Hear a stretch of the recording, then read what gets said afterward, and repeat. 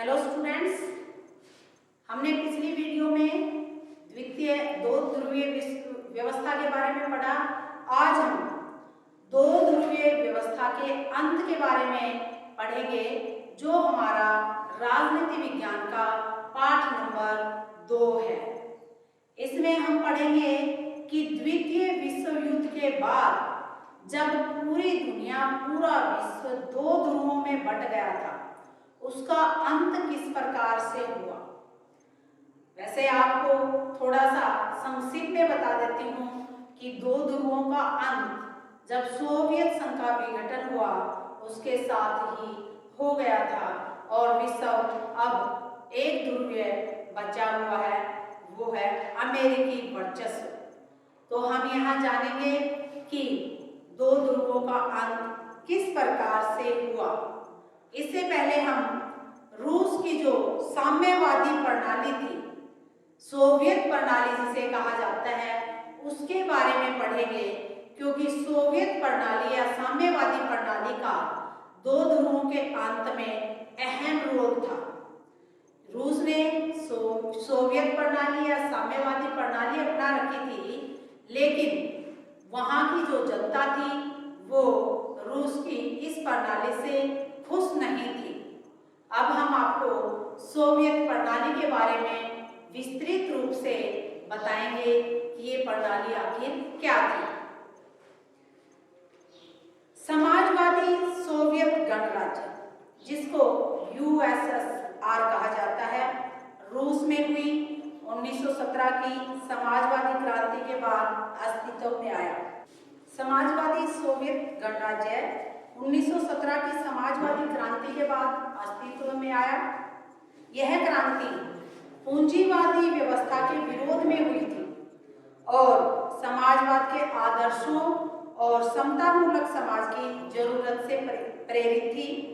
यह मानव इतिहास में निजी संपत्ति की संस्था को समाप्त करके और समाज को समानता के सिद्धांत पर सचेत रूप से रचने की सबसे अच्छी प्रणाली थी। इस पार्टी के नेता मानते थे कि जो भी समाज का है उस पर राज्य का नियंत्रण होना चाहिए और सबको बराबरी का हिस्सा मिलना चाहिए।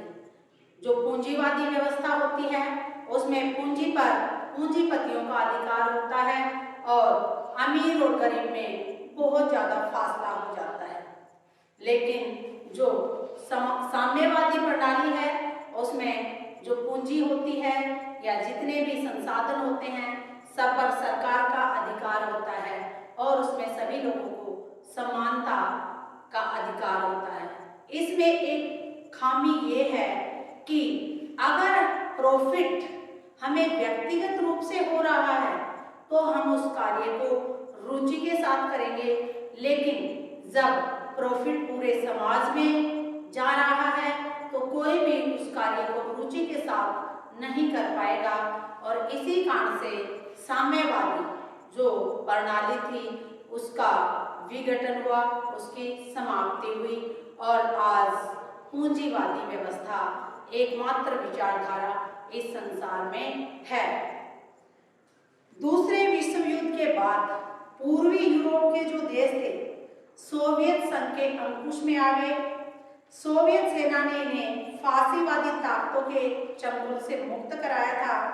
इन सभी देशों की राजनीतिक और सामाजिक व्यवस्था को सोवियत संघ की समाजवादी प्रणाली की तर्ज पर ढाला गया।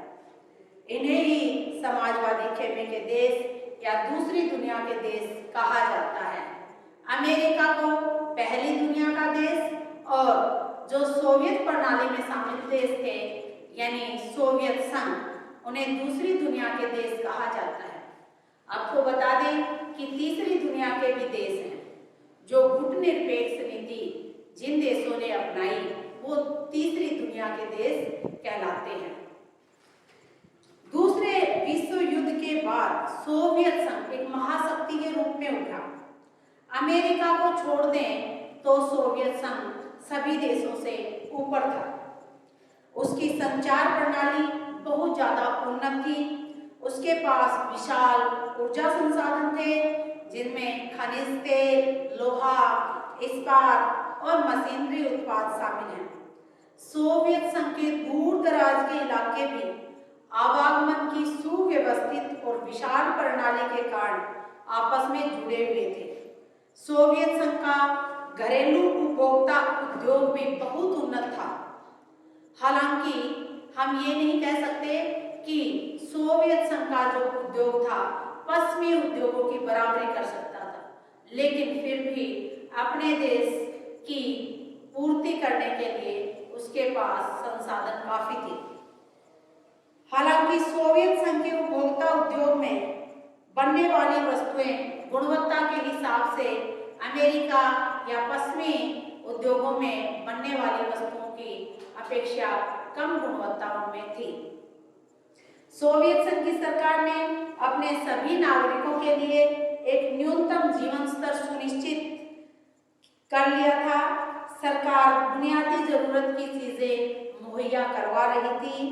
बच्चों की देखभाल, शिक्षा, लोक कल्याण की अन्य चीजें रियायती दर पर दी जा रही थी।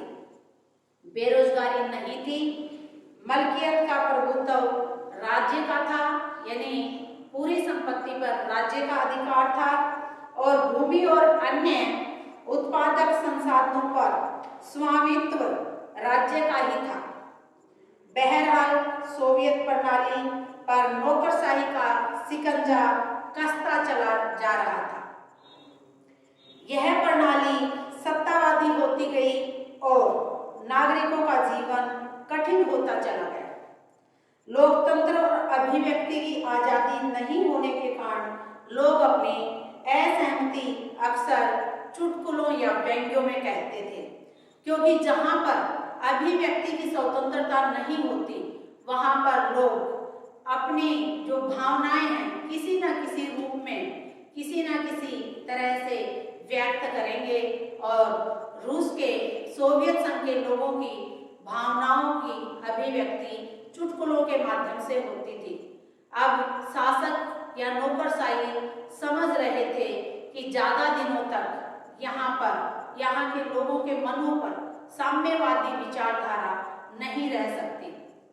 वहां के शासक मिखाइल गोर्बाचेव ने कहा कि हम आप सभी को सोवियत प्रणाली जिन ने अपनाई है, जिन देशों के पास सोवियत प्रणाली है, सभी को सभी सुविधाएं देंगे, स्वतंत्रता प्रदान करेंगे, रियायती दर पर आपको संसाधन उपलब्ध, सब कुछ उपलब्ध करवाया जाएगा। लेकिन जो गोर्बाचेव के सुधार थे वो इतनी धीमी गति से हो रहे थे कि सोवियत संघ के लोग इन सुधारों से खुश नहीं थे और उन्होंने स्वतंत्रता की मांग कर ली। एक कारण ये भी था कि जो रूस था वो सभी तरह से अपने आप को सोवियत प्रणाली का अगुवा मानता था। बाकी देश इस चीज को सहन नहीं कर पा रहे थे कि जब सभी इकट्ठे मिलकर कोई काम कर रहे हैं उसके अंदर कोई अपना रोब दिखाए, तो बाकी देश ये सहन नहीं कर रहे थे। इसके बाद सोवियत संघ ने 1979 में अफगानिस्तान में हस्तक्षेप किया। इससे सोवियत संघ की व्यवस्था और भी कमजोर हो गई। हालांकि सोवियत संघ में लोगों का पारिश्रमिक लगातार बढ़ रहा था, लेकिन उत्पादन और प्रौद्योगिकी के मामले में वह पश्चिमी देशों से बहुत पीछे छूट गया था। इससे हर तरह की उपभोक्ता वस्तु की कमी हो गई। खाद्यान्न का आयात दर ब दर बढ़ता चला गया। जब आयात किसी ऐसी चीज का हो कि वो कम मात्रा में मंगवाई जाए तो ज्यादा प्रभाव नहीं पड़ता, लेकिन जब खाद्यान्न का आयात हो जाता है, क्योंकि ये जन जन की आवश्यकता की वस्तु है, तो हमारा देश, मान लो हम कोई भी वस्तु बाहर से मंगवाते हैं, अगर वो वस्तु हम यहाँ कम प्रयोग करते हैं तो ज्यादा फर्क नहीं पड़ेगा, लेकिन अगर खाद्यान्न का आयात बाहर से करने लग जाते हैं तो हमारी आर्थिक व्यवस्था चरमरा जाती है। और यही हुआ सोवियत संघ के साथ। गोर्बाचेव और सोवियत संघ का विघटन। अब यहाँ पर सोवियत संघ का शासक गोर्बाचेव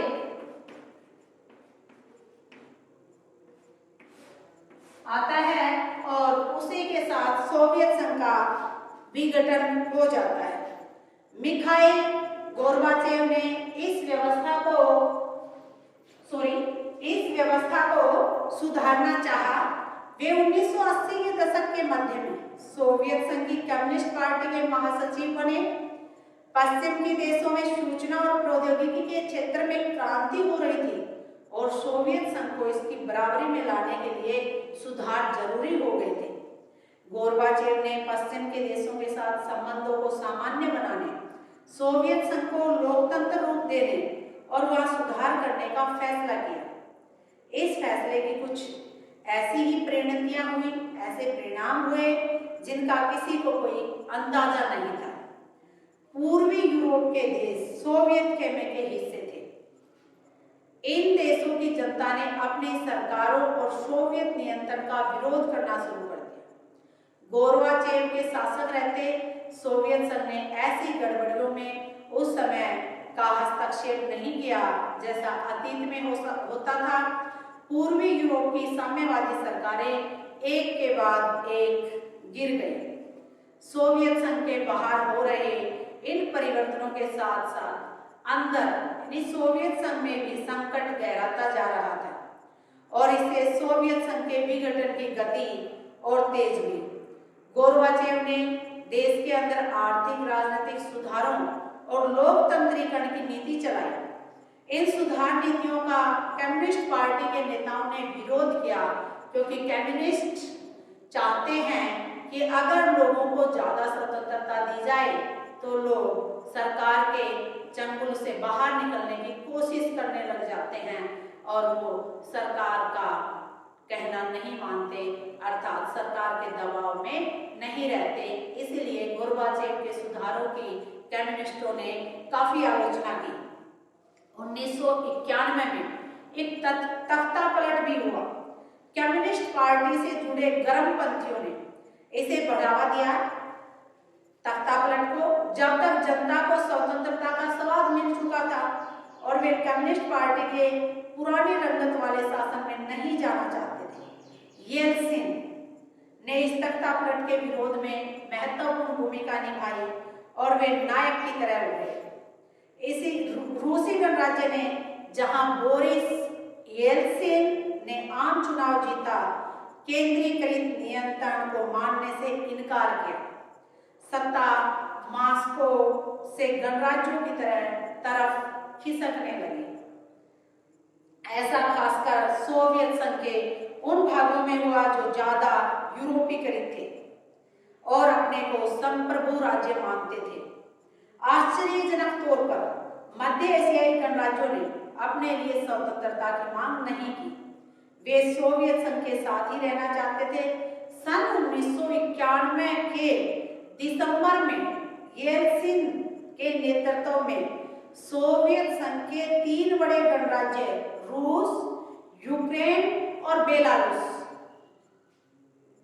ने सोवियत संघ की समाप्ति की घोषणा की।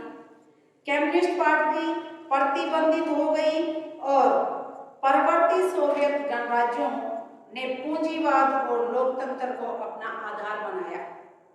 इस प्रकार से सोवियत प्रणाली का अंत हुआ। सोवियत संघ का विघटन क्यों हुआ, क्या कारण थे? अब इन कारणों को हम विस्तार से पढ़ेंगे कि सोवियत संघ का विघटन क्यों हुआ, क्योंकि किसी भी बड़ी ताकत या बड़ी पार्टी का विघटन कोई आम बात नहीं होती। उसके पीछे बहुत से कारण होते हैं जिसके कारण वो विघटित हो जाती है।